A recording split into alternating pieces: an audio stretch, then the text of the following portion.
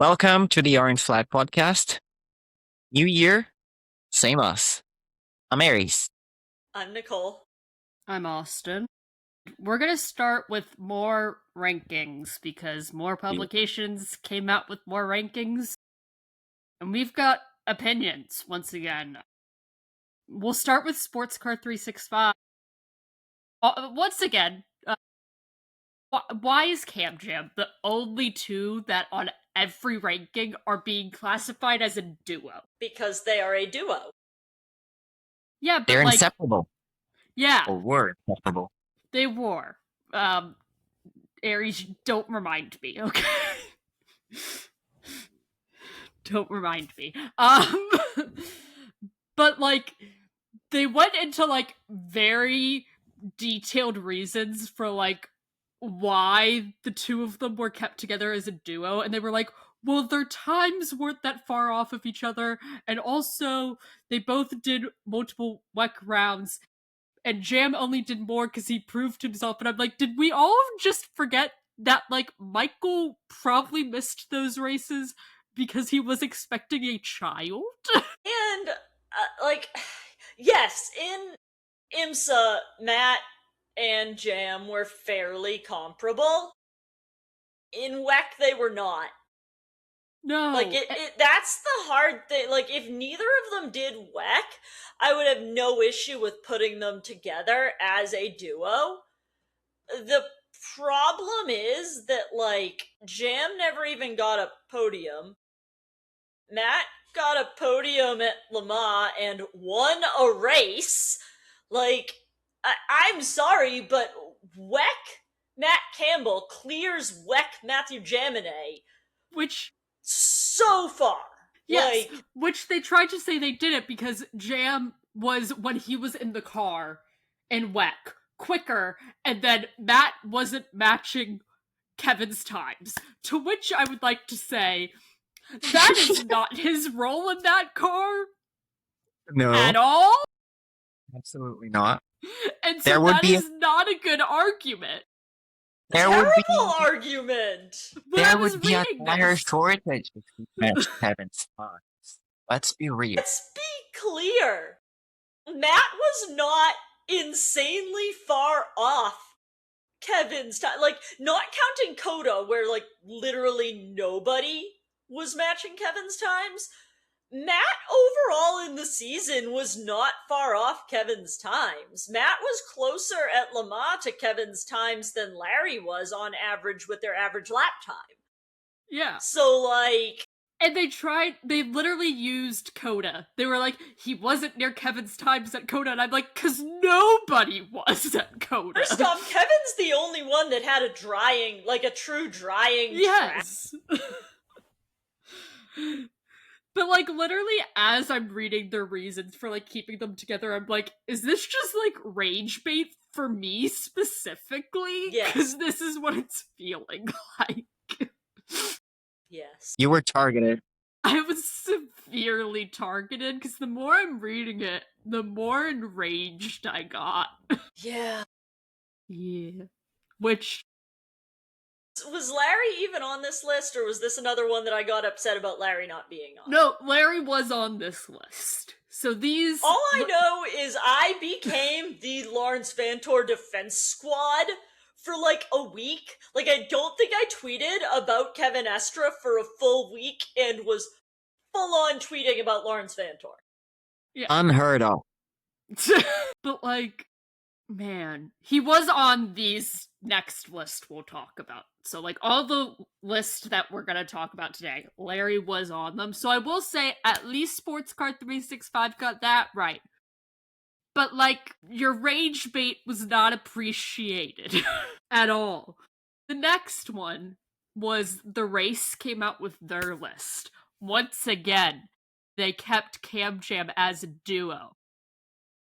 But they had other duos on their list in the sense that they put the Porsche duos. So, it was Matt and Jam and Kevin and Larry, which I said last time when there were duos on the list, when it was Cam Jam and a bunch of other random duos, and they separated Kevin and Larry, I was like, at least like if you're gonna put duos together, like those two would like be an acceptable duo to have. So at least the race had like duos that made sense to be Yeah. duos. Because they actually included Larry. Or didn't have Larry at like the very end of their list like others did. But I just so many rage about duos. It's just if you're gonna do your list as like lineups, make that what you're gonna do for your ranking. If you're gonna do it as individual drivers, make that what your ranking is. Don't just be like, we're gonna throw in like 3 duos and trios, and then everything else is gonna be like single drivers. I think the problem is that these are combined best driver lists, right? So you've got series where there's, 2 drivers in the same car on the same team, but they compete independently, like in Formula One. You've got drivers and series that are essentially 3 separate teams or 2 separate teams within one quote unquote team, like an IndyCar, where they are like truly competing against one another within a team. And then you have like sports cars where you have multiple drivers all in one car, and it is really hard to do like it should almost be the best car. So like the Red Bull #1 was the best car. The PPM #6 full season in IMSA was the second best car. The CGR #10, Dana, that's Alex Palou, not Scott Dixon, was third. Like, maybe they should do it that way just by car, because then you could have, like, lineups and drivers, but it's all, combined. I don't know. But I don't know. I do think that when you're making sports car rankings, they have to be lineup based. Like, a guy that decided to argue with me that Kevin is better than Larry, which like Kevin is better than Larry, but last year Larry was better than Kevin. Which he couldn't understand the nuance to that argument.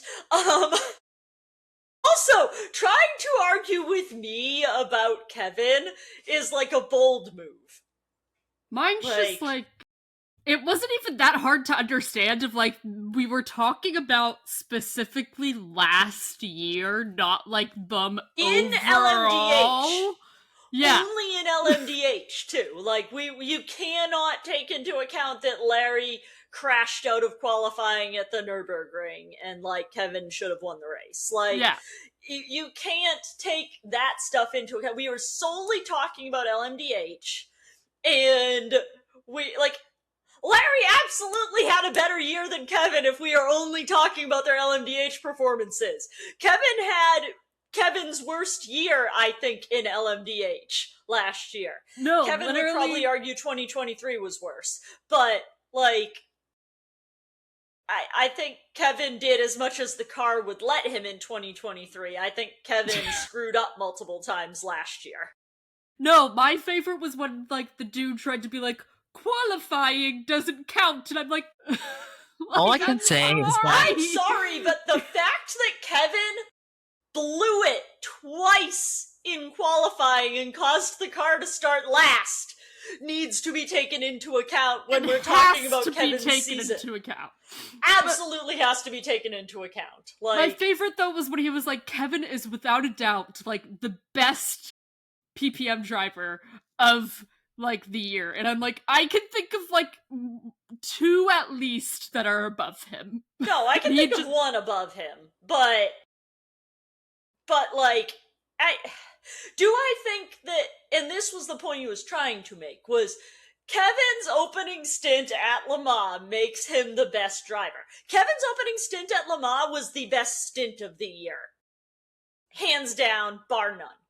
That was the best like WEC or IMSA stint of the year. But that does not make him driver of the year. Like, No. that does not make him the best PPM driver. And then he was trying to say the only reason Larry was good was because Kevin is good. Which, Larry no. beat Kevin in the races that they went head to head in the 963. Larry's car beat Kevin's car. And, like, yes, you could attribute that to Nick and Felipe and, like, I guess discredit Matt and Jam. But, like, I'm sorry, but Larry's car beat Kevin's car when they went head to head. Also, I then brought up the point of Daytona, and I was like, sir, Kevin got the 6, its only penalty at Daytona. So once again, which was for not being able to park in the pit box correctly. It's not like he did something on the track, but he should probably be able to park in the pit box correctly. Kevin, practice parking in the pit box correctly, please. Like, spend a whole bunch of time during practice parking in the pit box correctly, please. Thank you. Him and Dries need to work on that because they I was both going had to mention- issues. Rory just made a thing about that today, and Rory, we were planning on talking about that anyways, so don't think that we're like copying your content, but yeah, Rory did in fact just do a thing about that. That was funny. Yeah, I'm just saying, like, literally, we brought up multiple points for this guy of, like, why he was wrong, and he didn't care. And this whole argument started kind of around the fact, if you didn't see, Daily Sports Car came out with a driver of the year. It was Robert Kubica who was not the driver of the year. And it basically... He wasn't. A lot of people kind of came to the agreement that the criteria really just seemed to be you have one good stint at Le Mans and you're driver of the year, because that's basically what happened, because I can't tell you when else he had like a really great result. Like, I feel like he was kind of anonymous the rest of the year. Yeah. Which, like, there is something to be said about performing at a high level well enough that you are anonymous, but I don't think the driver of the year should ever be someone who was anonymous for 7 of the 8 races. I don't think... So, like, in our group chat, all of us were trying to think, we were like, what things did he do besides this one stint at Le Mans to, like, try to make reason for why he's driver of the year? And when multiple people together, though, can't come up with anything besides, like, one reason for somebody to be driver of the year, that I feel like speaks to maybe why they shouldn't be driver of the year if you can't think of more than, like, one stint. And you can't even remember, like, what he did at the races. He absolutely won that race by not agreeing to the driver change. Yeah. The 6 would have won if the 83 had agreed to a driver change. Just that, the amount of time you lose in the driver change, and then the amount of time it takes the new driver to get up to speed in the car would have absolutely been enough for Kevin to get the lead of that race. So, I do think that he won Le Mans for that car. But again, I don't think that makes him driver of the year any more than I think that Kevin going from last to second in a stint makes him driver of the year. Like, again, I think Larry was driver of the year. I think if we are talking about sports car driver, prototype driver of the year, I think it's Lawrence Vanthoor. I think that Dane Cameron has a very strong argument, but I think that he gets naturally overlooked for being an LMP. Yeah. But ELMS champion, IMSA champion, Le Mans LMP2 overall podium, and Le Mans Pro-Am winner. I think that's a pretty strong argument for prototype driver of the year despite being in LMP2. Yeah, no. He had literally a crazy year. And just because he's in LMP2, it kind of gets overlooked. But I think he's definitely up there on it. you can't make driver of the year based just off one single thing. You need to look at so many factors, and it really just felt like they didn't do that. They looked at one single thing to determine their reason, their driver. Yeah. And I think I said this when we talked about the other ranking. I have a really hard time putting any driver who only does one series too high on a list. Robert Kubica did one series. He only did WEC. So like I really struggle to say that is the prototype driver of the year over someone who did multiple series. And Daytona maybe isn't as big on the world stage of a race as Le Mans is, but if again defending Larry, he won Daytona, and came in second at Le Mans. Robert Kubica did not come in second at Daytona. So it's not like, I just don't understand how overlooked Lawrence Vanthoor is this season. And I know why, because everyone pays attention to Kevin in that car. But, I just don't understand the amount of disrespect that Larry's gotten. Yeah. It's just, especially not just Daytona. He then won Sebring. Then he had a podium at Petit in a car that he didn't know he was driving until right before that race, because Julian that morning was so sick that he couldn't drive the car and they didn't have a reserve there. So Larry had to do double and do both cars and ended up on the podium with the 6. So I just think even that, is away from rankings and rage to, we didn't expect to be in a New Year, 5 end photo dump. We wore in a year-end dump because Matthew Jaminet decided to put our t-shirt photo from Daytona in his dump, which meant we finally got the photo. Only took about 11 months. Asked Matthew Jaminet no less than 3 times in 2025 for that picture. And he never sent it. So yeah, it was nice of him to post it because now we have it. Yeah, I said, it only took you guys almost a year to get. Yeah. Right? Almost a year. He tagged us too, which was how we realized it, but I was I wasn't expecting to wake up to opening Instagram and that being what I saw. Yeah, because I think you, judging by the way that you sent it in the group chat, I think you saw his post before you saw that I said in the group chat that we got tagged in it. So, I got the notification when he tagged the podcast account, and that's what I sent in the group chat, was Matthew Jaminet tagged you in a post, and I was like, Matthew Jaminet did what? Screenshot, send. And I said to be guys, what is this? Yeah. Because it was I was doing my morning check-in of stuff posted in between, scroll through because of the time differences, and that was the first thing that popped up, and I was like, what the? Yeah.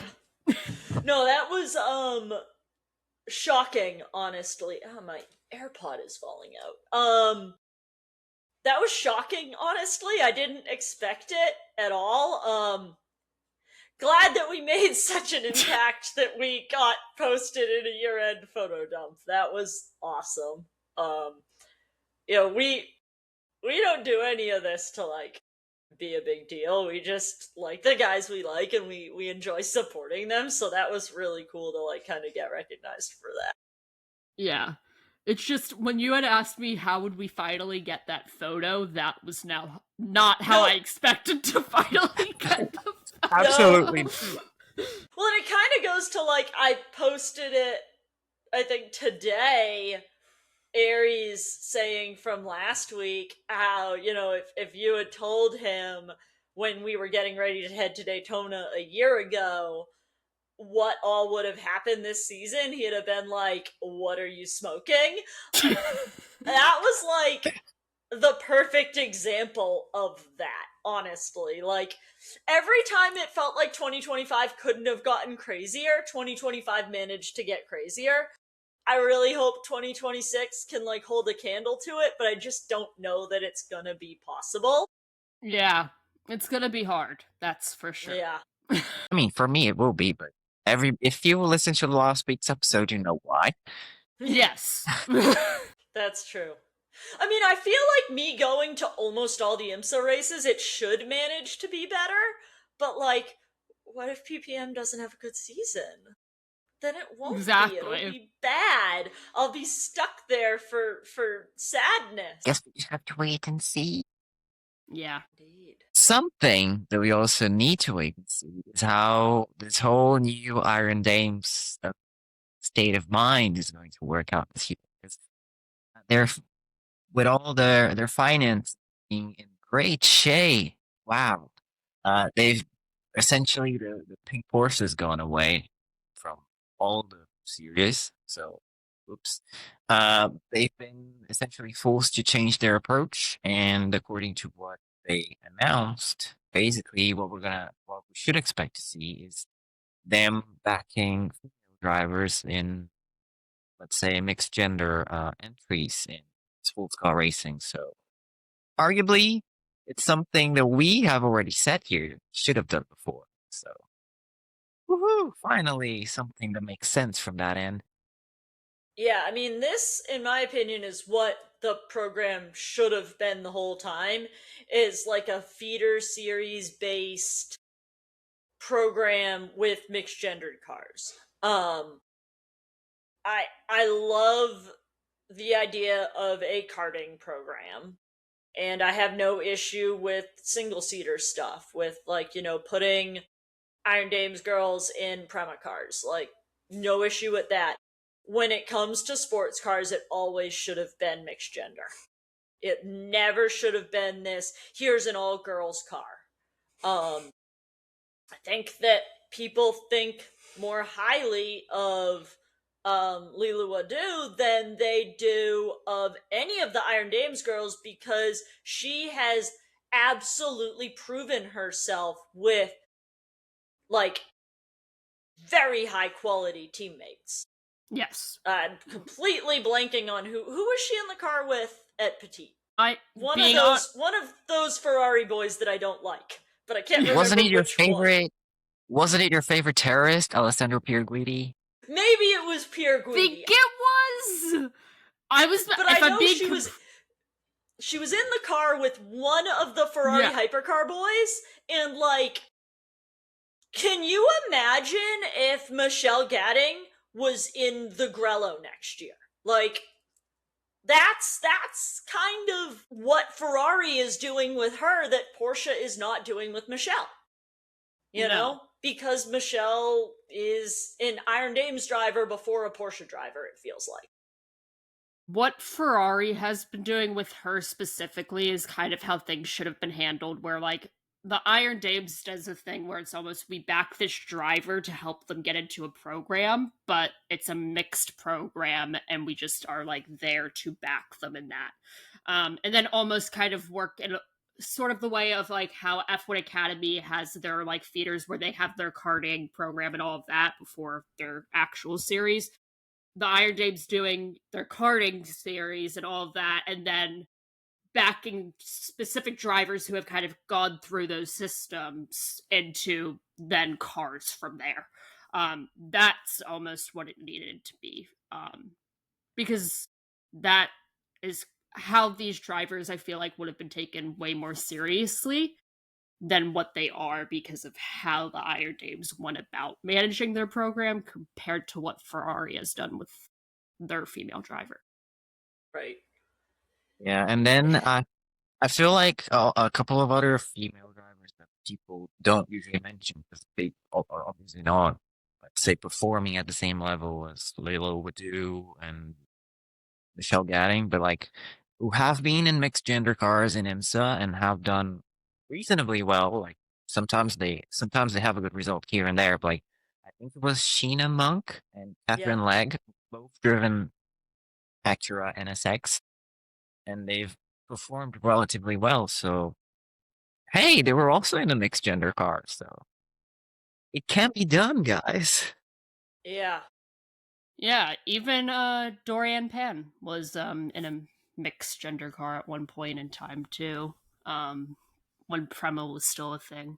So it's not crazy of a concept of something that could have happened even for an Iron Dames driver specifically as well. And we are not actual, WEC media, so we have no restrictions on what nonsense we can say about BOP. We are not beholden to the ACO or the FIA with our opinions on BOP. So There we're is no going to give our opinions on BOP. Yes. there is no filter, there is no color. We're not bound by any legal. The only So thing we um the only thing we don't do on this podcast is curse. That's the only Yes. filter that we have. And we didn't talk about BOP when Kevin was on because Kevin couldn't talk about BOP. I Exactly. mean But besides Because that, he is bound and beholden to the BOP rules, but we're yeah. not. So let's talk about BOP because Ferrari seemed to be a little shocked that nobody else wanted to do away with BOP, and it's like, come on, guys. This is ridiculous. No, well, as the resident Ferrari fan in this trio, I can say that what they're doing is nonsense because frankly, I feel like uh it's the it's a way of keeping costs down in a way. Obviously there's a whole argument. Oh yeah, they get extra money and yada yada yada. But eventually it would become such a development race, like an arms race, basically, and it would drain so much from their pockets that at some point they would be like, "Is this justifiable?" It isn't. Let's pull the plug, and we're never going to talk about this again. So you need BOP in order to keep the competition there. Otherwise, you're just racing against no one, and we've had that before in a way. Yeah. And yeah. the thing is that it makes sense for Ferrari to want something that's going to be more expensive because Ferrari essentially has unlimited racing budget because of the way Formula 1 works with the cost cap. With F1, like they have so much extra money to funnel into racing that of course they want unlimited money in WEC. Like, why not? But I mean, kind of like you were saying, there is no way to have the current system that exists in hypercar in WEC without balance of performance. And even though I don't like the way balance of performance has been implemented in the past year, you can't get rid of it. It just doesn't work because it's ultimately a multi-platform series. LMDH and LMH are two different platforms. So you need something to equalize them. We were saying before the show, like in theory, prior to 2025, IMSA could have gone without without BOP because unlike WEC, it was a single platform series. It was just LMDH cars until the Valkyrie joined. So they could have just done like a cost cap or some other development halt. But now that it again is multi-platform, you can't. And this is obviously just talking about the GTP class and the hypercar class. Obviously, both WEC and IMSA are multi Yeah. platform because they have GT cars and LMP2 cars, but we're just Yeah. talking about specifically LMDH and LMH. Yeah. Yeah, no, I mean, of course, we all know GT3 is essentially a PvP class. I'm looking at you, Yes. Total Wolf, but you know, we were on about prototypes, so let's stick to that little bubble. Yeah. Yeah. It's also, if you're gonna do away with BOP, you need something to replace it. It just, there can't be nothing. Like, you would argue that it would be Success Ballast, but even that's just gonna be iffy. Obviously, Ferrari thinks they would have a way around that, it feels like. So it's just, no matter what, something has to be in place. You can't have nothing, and so that it's just an argument of BOP versus Success Ballast. We've My had like concern with all of this is that we are going to keep running around in circles and arguing about this. Ultimately, none of it is going to work because the true measure of balance is the results of the manufacturer's title and the 24 hours of Le Mans. And the LMH platform cars have swept both of those for the entirety of this regulation set. I think that if that doesn't change in the next 2 years, you will see manufacturers decommit from 2030 unless there is a solid agreement for a unified platform. Without a unified platform in 2030, I think you see LMDH cars, LMDH brands pull out and maybe just commit to IMSA. The fact that WRT has chosen to get a foothold in IMSA with LMDH makes me think this isn't a crazy theory. You know? Like, it's a backup plan for them. If their WEC program doesn't take off to the extent they expect it to, BMW's IMSA program's really good. So they can just commit there. Porsche's already done it. Assuming that they stick around after this year, Porsche's already done it. Acura has no intention to go into WEC. So right there, you could, in theory, have 3 manufacturers. And then you look at the manufacturers that are in WEC that aren't in IMSA, with the exception of Aston Martin, it's all LMH cars, Like, it really feels like that is where we're headed, is that WEC will be an LMH platform series and IMSA will be an LMDH platform series. And I don't know how I feel about I know how I feel about that. It's like the late 2010s all over again. WEC with LMP1 and IMSA with DPI, except it. it's gonna Yep. be different names and a slightly different rule set, but it's all gonna be balkanized again. And you know what? I'm not a fan of this. I want convergence. So they better get the 2030 regs extremely right, otherwise we're gonna see, I don't know, a 1992 World Sports Car Championship situation again, and it's not gonna be sustainable. Yeah, it feels like in a way we're getting towards a, this could go down a bad rabbit hole if things It, aren't fixed properly. the only thing that I think is a positive is all of the new entries, all 4 like new entries that are supposed to happen, going to be LMDH platform. So I think that WEC has to take LMDH into account when looking at a unified platform or looking at whatever is going to happen for 2030, because you've got these new brands coming in and they're all LMDH. If Porsche comes back, you assume that it's going to be based off the 963, which is LMDH. Nobody except Aston Martin chose LMH as their entry platform. No, it feels like LMH.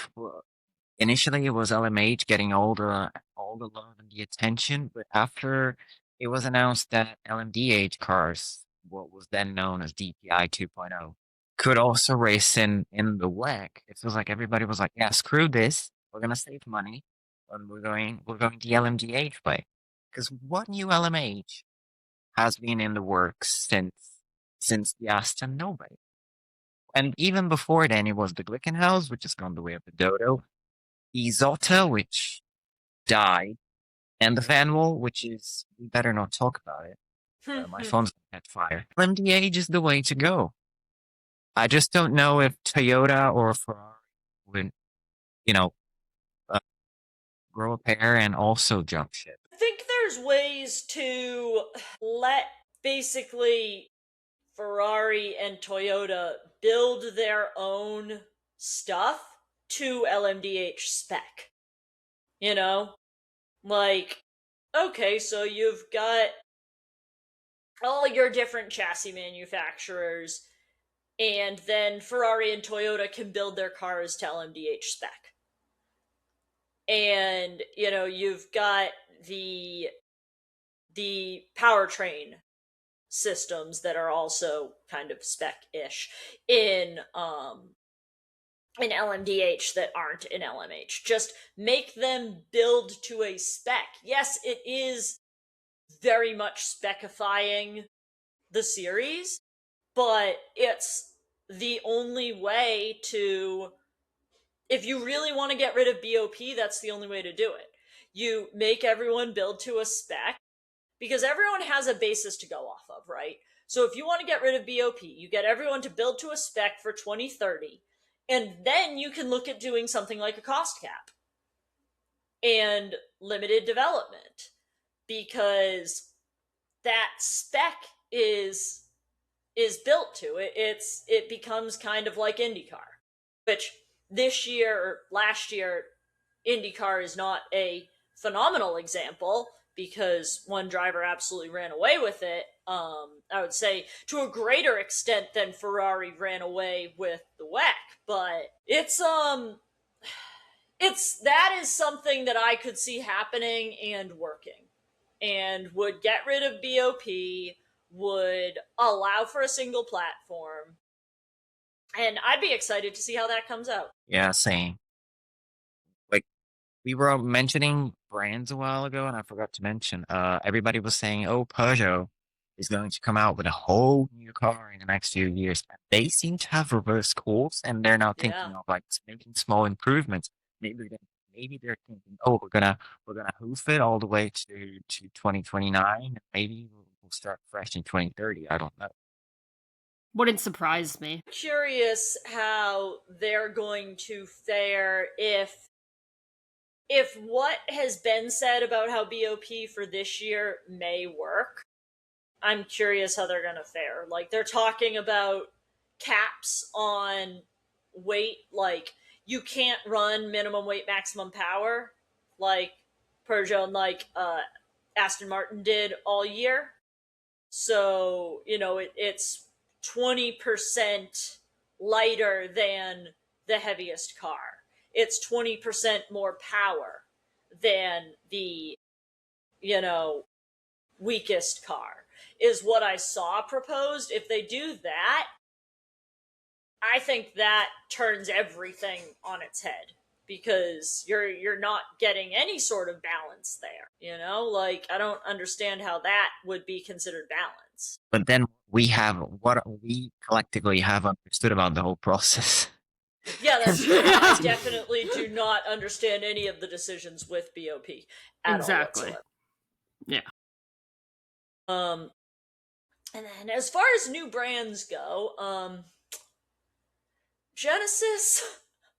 Oh my God. I really don't understand, you guys. Now, I think this is Alpine's fault, not Genesis's fault. I Yes. think Alpine had Paul Chaton locked in a contract until January 1st, but Genesis, like, are you really going to get this guy completely up to speed on this car between now and the prologue? I mean, apparently the car is still undrivable and miserable, and Pippo Durrani thinks that they may have unlocked a secret to make this car that they've been developing for a year slightly more drivable. Like, none of this is making me feel optimistic. I like Andre, I like Jam, but I think that they are going to be less than nowhere this coming season. Yeah. When when the whole PLC not being able to drive the car until January 1st came out, I was like, this makes the lineups make even less sense of giving the two guys with the least amount of time in the car together and the two guys with the most experience in the car together. But at the end of the day, I don't think that matters, apparently, because after today's announcement from Pippo in an article being like the car hasn't been drivable for, guys that have been developing it for a year, doesn't seem like they're at much of an advantage despite having a year with this car. So maybe, having your two most experienced guys with the car, your two least experienced guys in the car is going to mean nothing. I was like thinking back to last year around this time with the Aston, and I feel like we'd only heard optimistic things from Aston.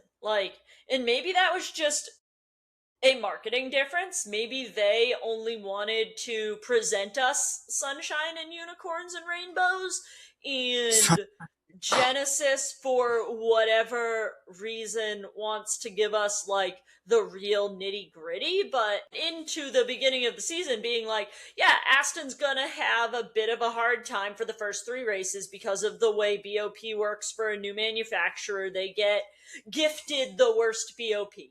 So whatever team has the worst BOP, the brand new teams get gifted that until they have 3 races to develop their own BOP, not counting Le Mans, which is why Aries' race was the first one where Aston had its own BOP. Well, that right now. Yes, you do. And I think they were very upfront with that. We're going to have a hard beginning of the season, but once we get our own BOP, we will be good. And they were. Yes. That car's development, and again, I don't know that I believe it was development and it's not entirely BOP based, because they were able to run minimum weight, maximum power. Obviously the benefit of running minimum weight, maximum power lets you be a good car, but they have a decent base car that isn't going to, with the exception of at Coda, just decide not to finish races. Yeah. So, I don't have that confidence with Genesis, with everything that has come out about this car. They are choosing to put out stuff showing how bad this car is. That video they did with Jam's first day was all about how bad the car is. Literally none of that video was optimistic, except for when Jam was like, I'm reunited with some of the old guys I used to work with, and it's that was the only optimistic thing in the entire video. Everything else was this car is terrible, we need to fix it now. It hurts.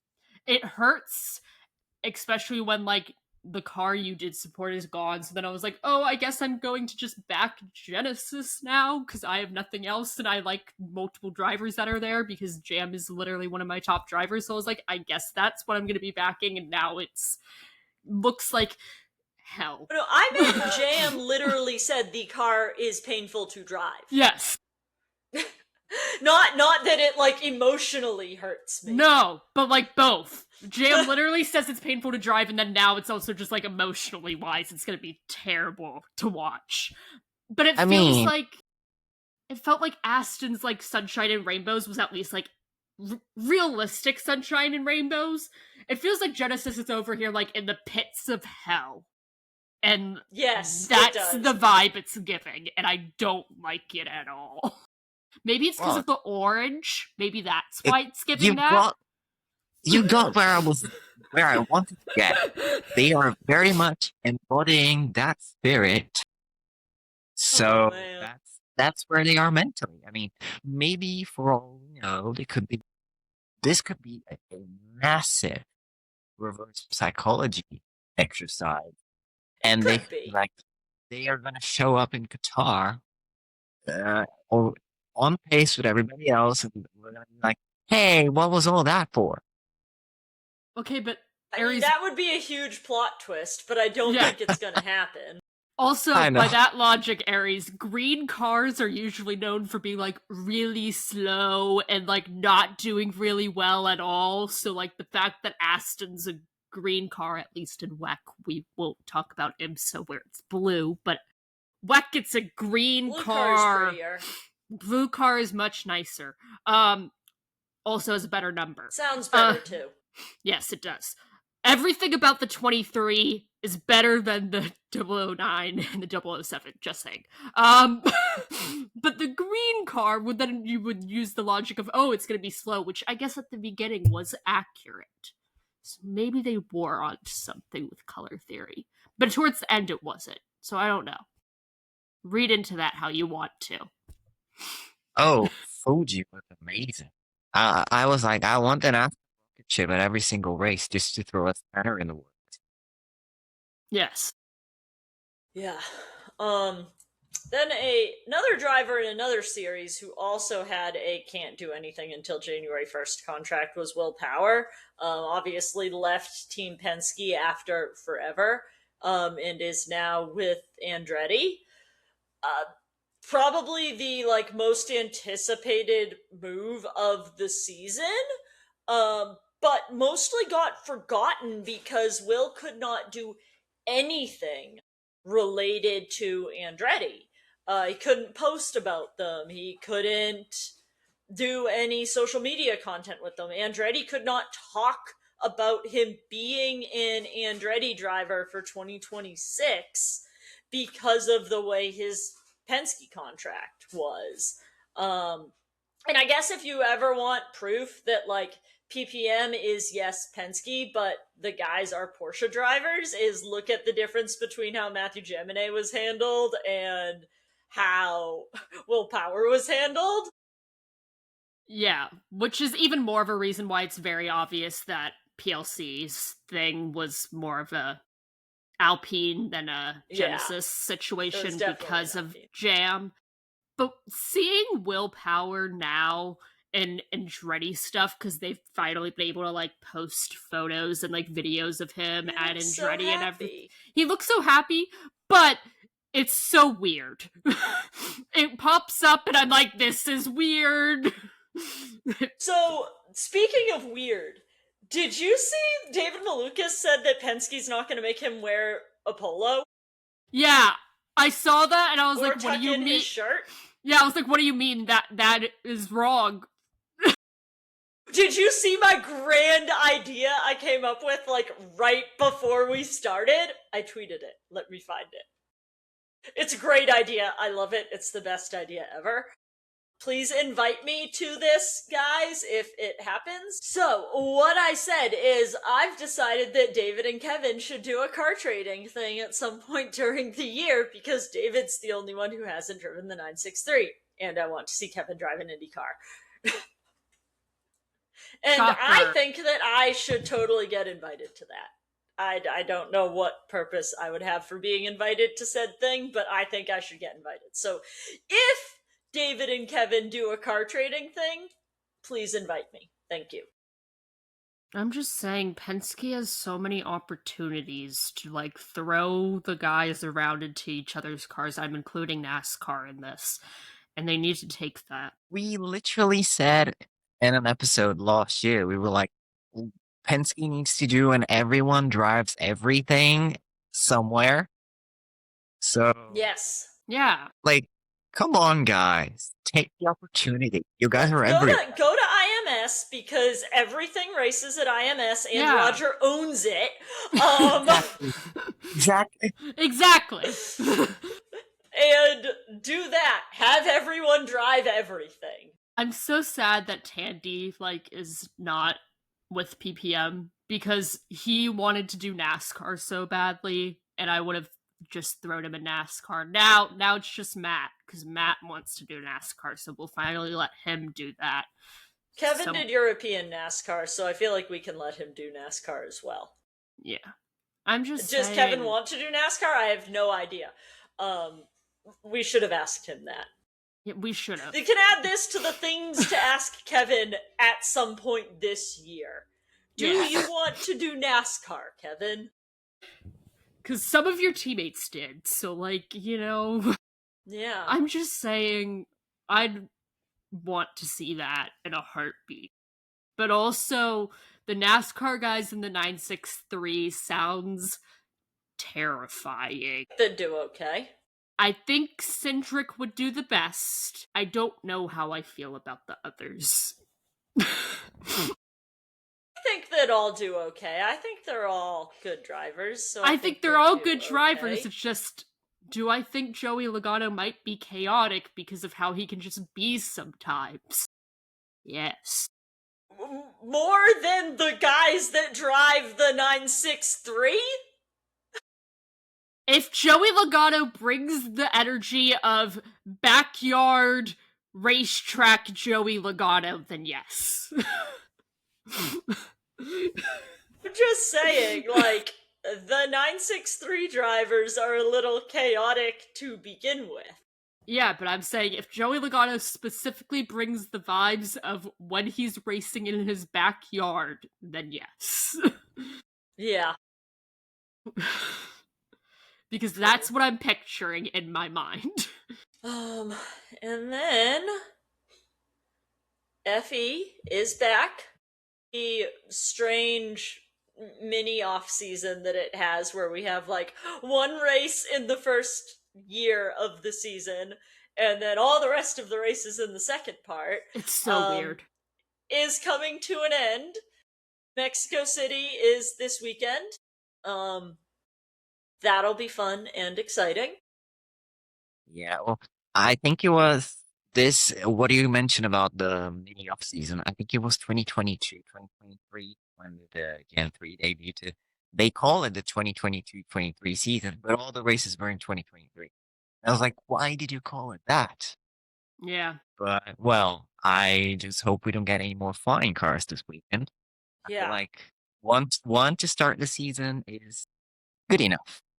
Just saying, we don't need a repeat of the Sao Paulo air. We also don't need a repeat of all the comms issues either, and racing with drivers not having any communication at all from race control or anything, just in general. Um, yeah. Yeah. That needs to hopefully be fixed. Yeah, well, something that the series appears to be fixing, if you want to call that a fix, is the Mickey Mousey nature of the street circuit. I mean, this isn't a street circuit, but still, uh, they do like to put a lot of chicanes in whatever sort of track layout they're using, and apparently they're removing one of the chicanes of Mexico. So yeah, hopefully this improves the flow of the lap because that track feels weird when I look at it. It makes me physically angry. It's like an oval with a tail, and I'm like, doesn't this doesn't feel right in my bones. So do something to fix it. At least they've done something, but still. Yeah, I mean, I the goofiness of the FE tracks. I think it sets it apart in some way. Like, they don't just use all the same tracks that all the other series use. Because, like, ultimately, all the other series kind of all use the same handful of tracks. Like, every other series in existence uses the same handful of tracks.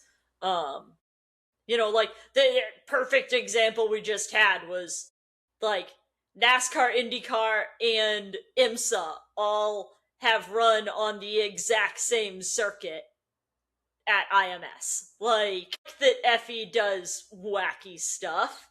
Um, but yeah, it feels like that wackiness is getting phased out. Yeah. All I'll say is, how are we going to make fun of my Strava routes? Because if you don't know, I post my Strava running routes and walking routes on Twitter sometimes, and everyone's favorite joke to make is, what FE track does my route look like this time? And how are we supposed to make those jokes if we don't have FE tracks that are silly, wacky to compare them to? Yeah, true. They have to stick around purely for my runs. That's my reason for why they're not allowed to change that at all. Thanks for listening. You can find us on Twitter, TikTok, YouTube, and Instagram at Orange Flag Pod. Nicole is at Nicole on Racing. Austin is at Austin Trackside. And Aries is at Aries_Alpenburg. Stay orange.